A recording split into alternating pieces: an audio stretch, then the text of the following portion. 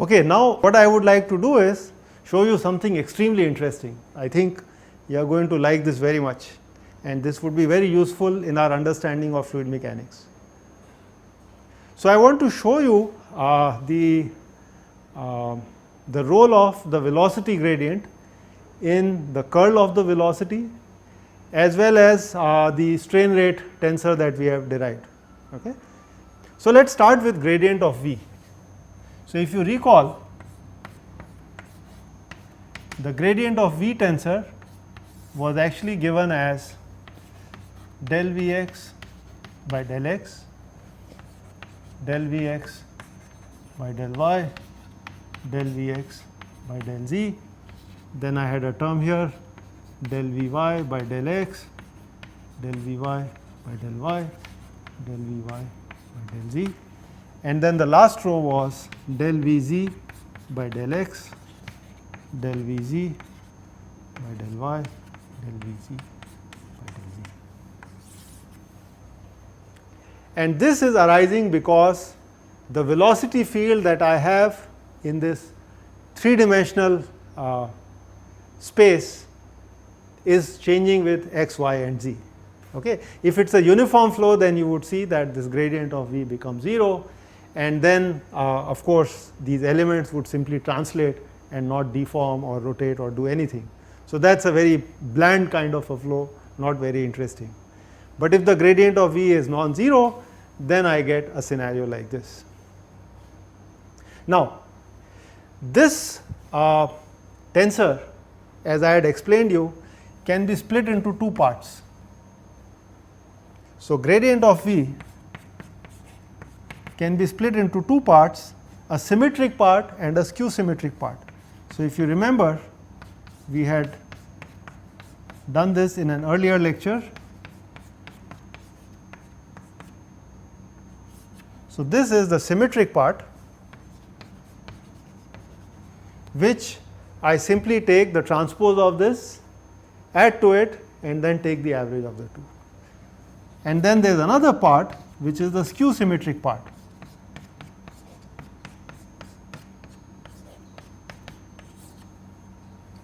Right. So, this is the skew symmetric part.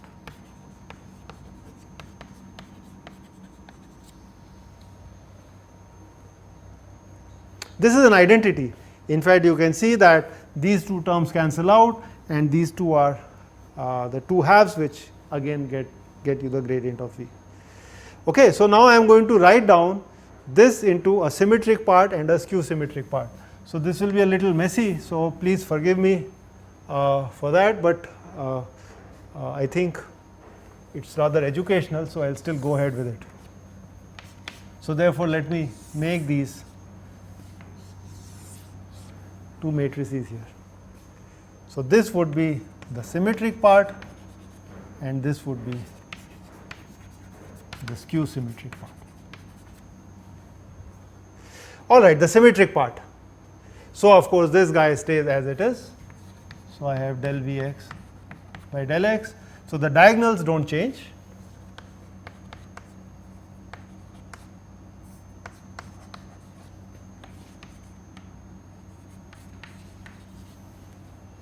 Diagonals do not change at all. Okay. Let us talk about this term over here. So, I would get here half of del Vx by del y plus del Vy by del x. And over here I would get a term which is half of del Vx by del z plus del Vz by del x, right. And because this is symmetric, so I am going to just say that this term comes over here and this term would actually come over here. And I now need to fill in these two terms, which I will, which actually would be this term plus this term, half of that. So, this would be Vy by del z plus del Vz, and I would say the same term would fill up that location. So, I only need to fill in 6 of the terms, the 3 diagonals and the upper triangle, and then the lower triangle I should be able to simply get from the symmetry. What about the skew symmetric part? Clearly these terms would be 0, right, and I can go ahead and write down this term. In fact, this would be just if I take these 2 terms, so I should be able to write this down. So, this would be half of del Vx by del y minus del Vy by del x. So, that is I would get by doing this and the transpose of this and the half of that. The next term here I could simply write it as half of del Vx by del z minus del Vz by del x. And over here this would be simply negative of this term because it is a skew symmetric matrix. Similarly, this here would be simply negative of this term that I write. And over here I would now fill up as del Vy by del z minus del Vz by del y, and over here I would get simply negative of this term.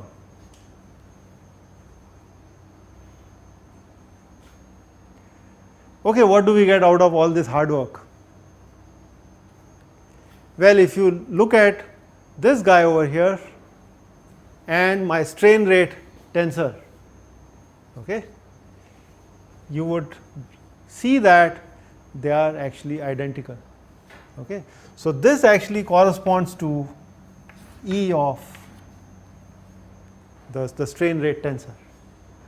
So, the symmetric part of the gradient of V actually corresponds to the strain rate tensor. And what about the skew symmetric part? If you recall, my curl of velocity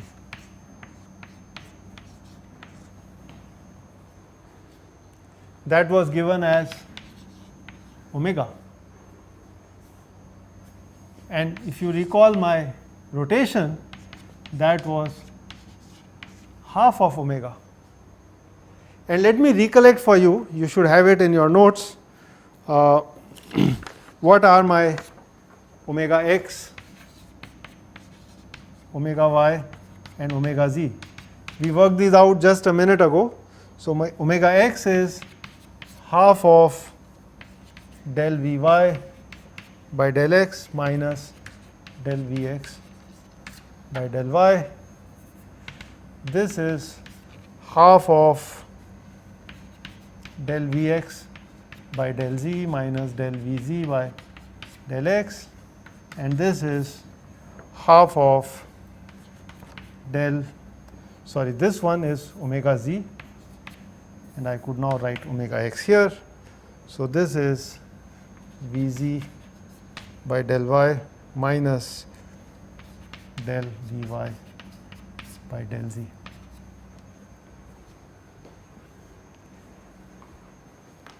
And I would like you to identify this term over here.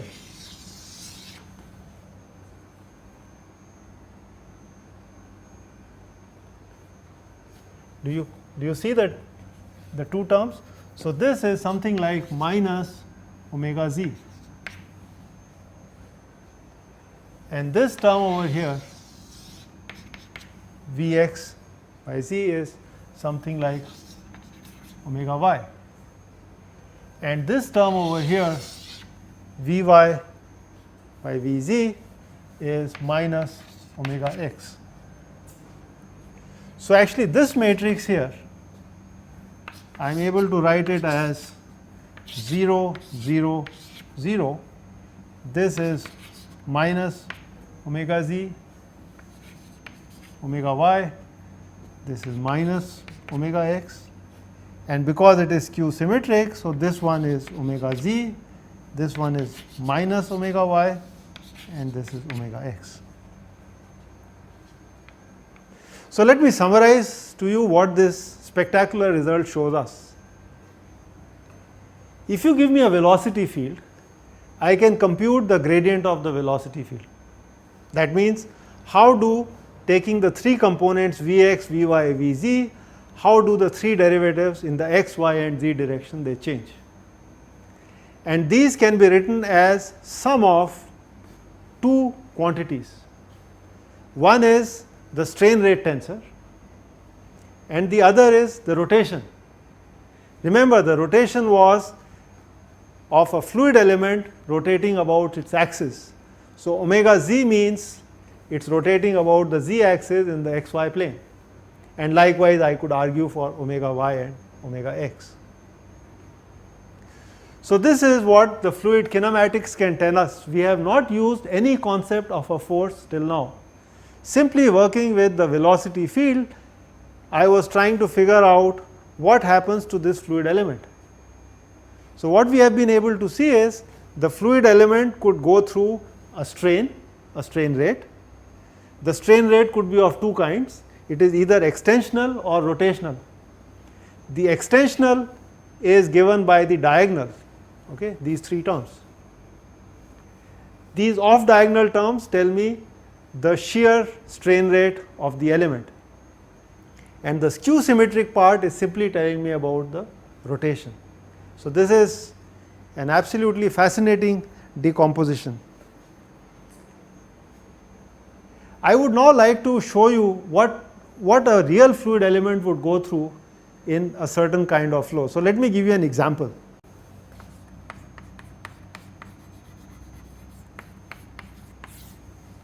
So, I want to show you with a very simple example what does a typical fluid element go through.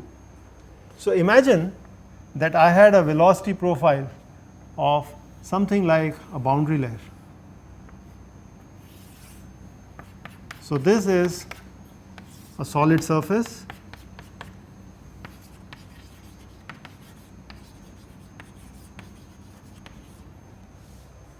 and this is a velocity profile.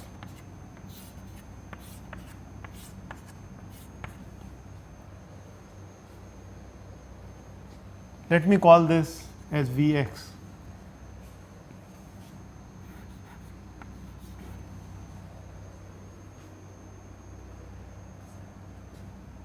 Assume Vy is 0. This is just for simplifying. So, things are only along the x direction, and although this is not a great assumption, but just for explaining you the concept, we forget about the velocity in the y direction. And I would like to see what happens to these fluid elements with time. So, what I will do is I will take a fluid element, let us say over here,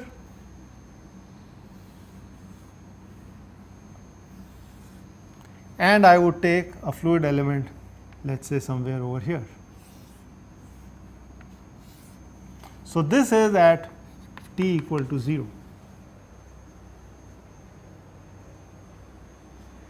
And then I want to see what happens at t equal to delta t. So, maybe I use a different color. So, at time delta t. Notice when I come to this element here, the speed on the surface is 0. So, this element actually stays here, does not go anywhere, this edge. On the other hand, these two edges, they move to the right with a speed which is the local speed times delta t. But I am saying that the flow has same speed everywhere along x. So, there is no change along x, there is only change along y. So, both these points move with the same speed, and therefore, I get an element like this. What about this one? Well, these two are roughly the same. So, this moves by a certain amount maybe I should put it here.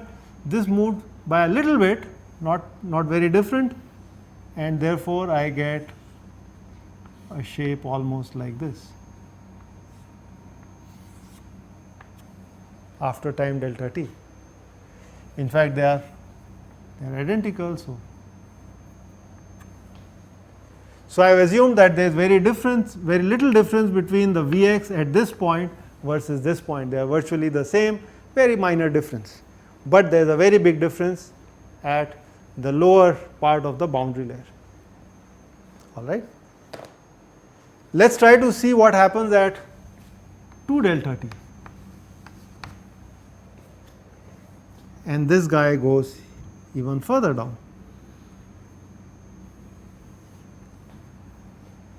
And this one over goes maybe something like this.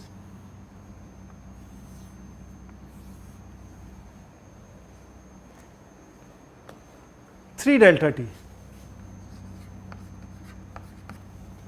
and you would see this fellow goes something like this, and this one over here maybe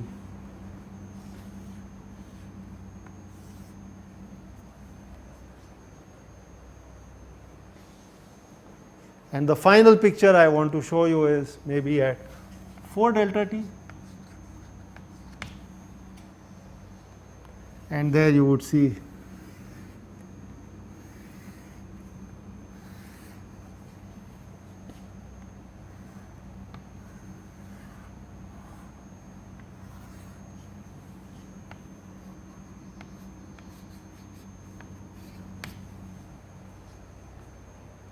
so you can imagine the state of this element.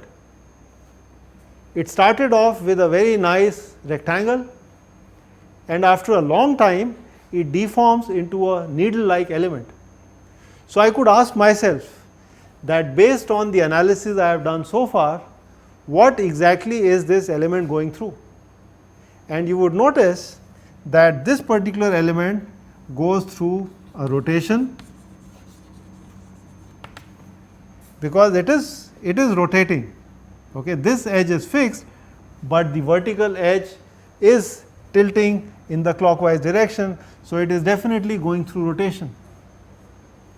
It is also going through a shear deformation. So there is definitely a shear strain rate, and there is a rotation rate.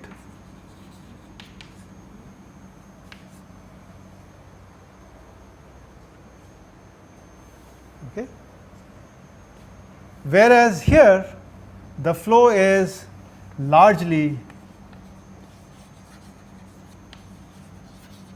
only translational.